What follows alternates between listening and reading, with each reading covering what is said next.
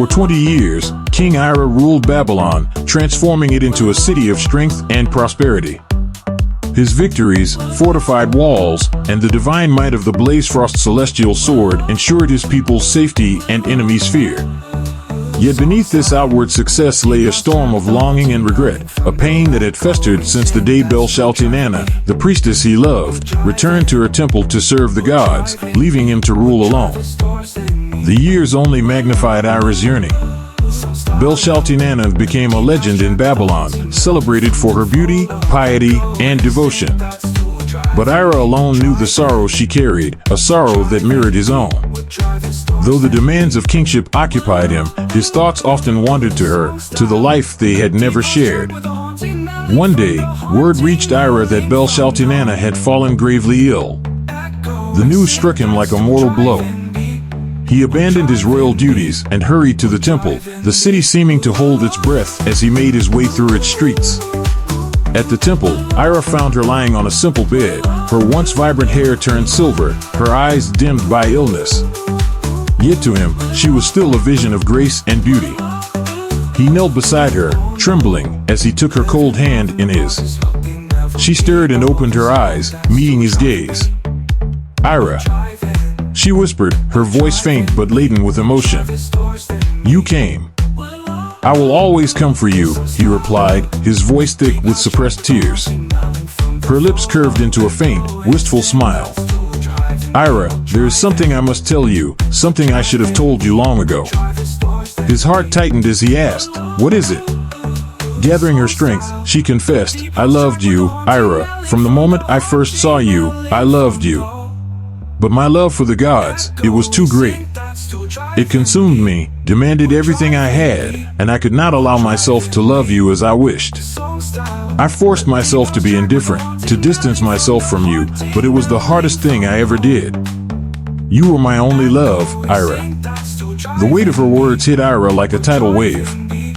He had always suspected, always hoped, but to hear her say it now, on her deathbed, was almost unbearable. Tears welled in his eyes. "I knew," he choked out. "I always knew. But hearing you say it, I can't." She squeezed his hand weakly. "Don't cry for me, Ira. I have made my peace with the gods. I go to them now, knowing that you loved me, even when I could not show you my love in return." Through his tears, Ira whispered, "I love you. I always have, and I always will." In their final moments together, love and sorrow intertwined as Ira wept for the life they could never share. In the heart of Babylon, King Ira's world shattered as Bel-Shaltinana, the woman who had been his solace and love, succumbed to an untimely death. Her parting words, "And I, you, Ira," forever, lingered as her life faded away, leaving Ira with an unbearable sense of loss. Once a mighty warrior and celebrated hero, Ira found himself undone by a grief that no battle had prepared him for. The silence that followed her passing was suffocating, amplifying the void left by her absence. Ira clung to her lifeless hand, pleading, "No, please, don't leave me. Not yet." But death was unyielding, and with her final breath, Bel-Shaltinana was gone. The temple filled with the quiet prayers of priests, but Ira heard none of it, consumed by his sorrow. He remained by her side, the weight of her loss pressing down on him. When he finally departed, the cold wind through Babylon mirrored the emptiness in his heart. Returning to the palace, Ira retreated into isolation, the Blazefrost celestial sword gathering dust as he abandoned the battles that had once defined him. The duties of kingship continued, but they were performed with a mechanical detachment. The people of Babylon, who had once seen him as a figure of unshakable strength, now saw a man diminished, his once bright eyes clouded by sorrow. At night, Ira found himself drawn to the temple where Bel-Shaltinana had served. There, he knelt in silent, desperate prayers, not for strength or guidance, but for release from a world devoid of love and meaning. His grief, unrelenting, cast a shadow over his reign. The victories, glory, and power that had once driven him were hollow in the face of the one loss that truly mattered. Ira's memories of Bel-Shaltinana haunted him, her serene smile, her understanding presence, the love that had once bound them together. The man who had once embodied the hopes and strength of Babylon was now a shell, wandering through life with a broken heart. He reflected on the price of being a hero, realizing the unbearable cost had been losing her. In his solitude, Ira gazed out over Babylon, a city that thrived under his rule even as its king faded. The legacy of his strength endured in the prosperity of his people, but for Ira, the light of the world had gone out. Each day dragged on, an existence devoid of purpose. His grief was a constant, his prayers unanswered, and his soul burdened by the memory of a love too great for the mortal world. Ira had whispered into the temple's darkness, his voice trembling under the weight of sorrow. "Great Marduk," he had pleaded, "you gave me strength and victory, but now I beg for peace. My life has been battles and bloodshed, and I am tired. My heart is broken, and I no longer wish to fight. Take me from this world, O great God. Let me join Belshaltinana in the afterlife, for I have no reason to remain." Night after night, his prayers had echoed through the temple's empty halls, carried by the cold winds sweeping the city. Once strong and commanding, his voice grew weaker with each passing day, reduced to a hoarse whisper, barely audible to himself. Still, Ira had prayed, clinging to the hope that the gods might hear him and grant the release he so desperately sought. Far above the mortal world, in the celestial halls of the gods, Marduk sat upon his throne, watching the earth with a heavy heart. The supreme god had seen his chosen son, Ira, consumed by despair. Once a fiery and determined warrior, Ira's spirit had waned, shattered by the loss of his beloved. Marduk had heard his mournful prayers, quiet pleas for an end to his suffering. The god's divine presence filled the heavens as he listened with sorrow. Ira had been more than a mortal to him, a creation of divine will, a warrior forged from the cosmos to protect against darkness. But now, that warrior sought release. With a voice like thunder, Marduk spoke, his tone laden with ancient sadness. "Ira, my son," he had intoned, "you served me well. You fought with courage and honor, fulfilling your destiny. But I see your heart is weary, your soul burdened beyond mortal limits. You ask for release, and I shall grant it." Marduk's vast, star-like eyes had turned toward the earth, where Ira knelt in prayer. "Rest now, my son," the god had whispered, his voice reaching across the heavens. "You have earned peace. The world will remember you and speak your name with reverence. Go to Belshaltinana and be reunited with the one you love. Your journey in this world has ended." After a final, sorrowful gaze, Marduk withdrew his divine presence, leaving behind a world that would soon mourn one of its greatest heroes. For 2 years, Ira lingered in a limbo of grief, his body alive but his spirit crushed. The fire within him had long since died, leaving only cold ashes. He fulfilled his duties as king with quiet resignation, devoid of joy or passion. The people of Babylon, once inspired by Ira's strength, watched with sorrow as their king faded. They saw that he was no longer the man he had been, and though they loved him, they knew they could not ease his pain. On a frigid winter evening, as the sun sank and shadows stretched over the land, King Ira's journey came to a peaceful end. Once a legendary figure who had battled gods and monsters and safeguarded Babylon, Ira took his last breath with a serene expression, as though finding long-awaited relief. News of Ira's death spread swiftly through Babylon, casting the city into mourning. The people, who revered him not only as a king but as a heroic symbol of strength and honor, wept openly in the streets. Their grief stemmed from losing a protector who had stood against darkness and loved them as his own. Amidst this collective sorrow, the Black Iron Horse, Ira's steadfast companion through countless trials, mourned most profoundly. The creature, bound to Ira by a connection forged in destiny, let out a heartrending roar that reverberated across Babylon, moving everyone who heard it to tears. However, nothing could summon Ira back. The Black Iron Horse, its divine fire dimming, lay down beside its master and succumbed to the silence of death. The city plunged deeper into mourning, draped in black. For days, the streets filled with mourners, and temples resounded with prayers and sacrifices beseeching the gods to guide Ira's soul to the afterlife. Stories of his bravery and indomitable spirit spread, ensuring his name would endure for generations. Determined to honor Ira, the people decided to construct a secret tomb befitting his greatness. This resting place would house not only Ira's body but also the Blazefrost celestial sword, his trusted weapon. Crafted with unmatched care, the tomb would remain hidden to protect its sanctity. Craftsmen worked tirelessly, and when it was completed, Babylon gathered for a solemn farewell. The funeral procession stretched endlessly, mourners carrying torches that lit Ira's final journey. His body, adorned in regal silks, was carried on a bier, accompanied by the lifeless form of the black iron horse and the Blazefrost sword laid across his chest.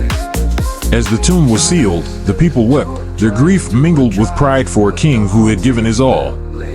The hidden tomb became a symbol of Babylon's resilience and a tribute to Ira's legacy.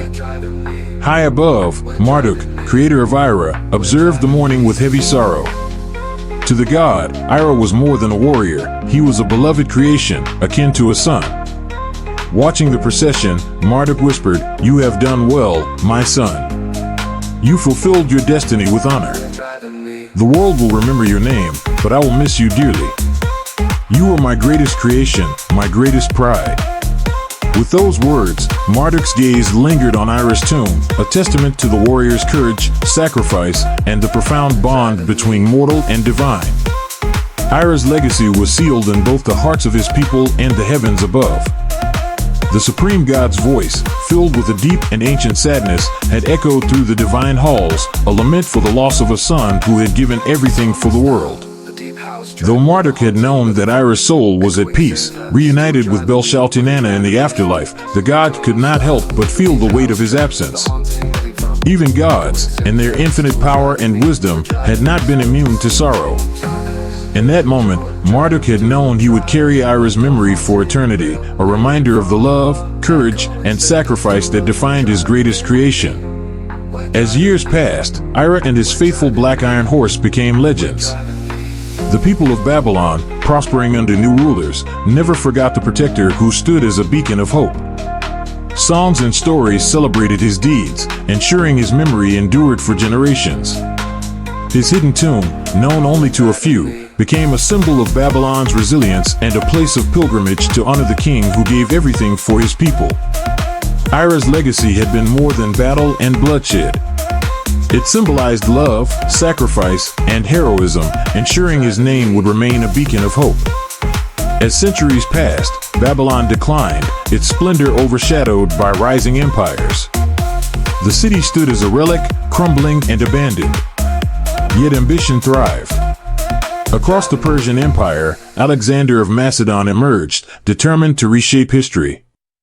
Ascending to the throne at 20, he embarked on a conquest of Persia in 334 BC, dismantling it piece by piece. His decisive victory at the Battle of Issus in 333 BC marked a turning point, forcing Darius III to flee. By 331 BC, Alexander entered Babylon, welcomed as its ruler. Under his rule, Babylon became a center of Greek culture, embodying his vision of uniting East and West. However, its ancient glories faded under new governance. Alexander, fascinated by Babylon's past, became obsessed with Ira's legend. Despite extensive searches, the tomb of the warrior king who wielded the Blazefrost celestial sword and rode the black iron horse remained hidden. Myths claimed divine protection surrounded the tomb, keeping its secrets until someone worthy emerged. For Alexander, Ira's story symbolized the eternal allure of heroism. Though the tomb eluded him, it awaited discovery by one destined to unlock its mysteries. As Alexander's empire expanded to the farthest corners of the known world, the young king had grown increasingly restless.